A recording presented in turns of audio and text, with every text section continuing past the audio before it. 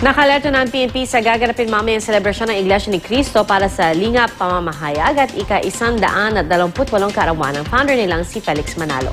May ulat on the spot si Michael Fahatin. Michael? Tama ka dyan, Pia. No?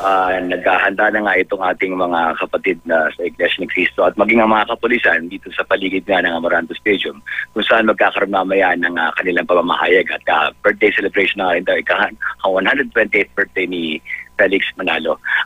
Sa naunang ulat, batay sa pahayag ni Superintendent Lemuel Obon, ang ground commander at tumating ground commander sa event ito sa Quezon City, hindi naman daw sila magsasarado ng mga daan patungo sa Roses, sa Chotoco, sa paligid ng Amoranto, kundi magkakaroon lang ng traffic management.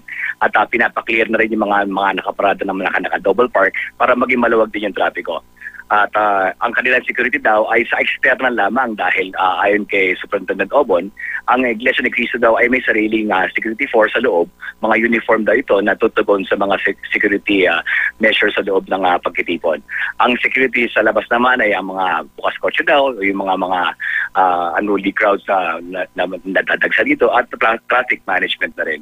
Inaasahan daw, ayon naman kay kapatid na Enrico kausapin, na may 50,000 daw ang dadalo sa naturang celebration na ito na magsisimula ng alas 5 at magtatapos ng alas 7. Pero 1 hour before at 1 hour after, mga expected daw na mga 4 to 8 ang mangyayari dito. At kaya inabisuhan na rin ng ating mga mamayan at mananakay na iwasan na rin yung lugar dahil maaaring magkaroon din ng pagkasikip ng traffic.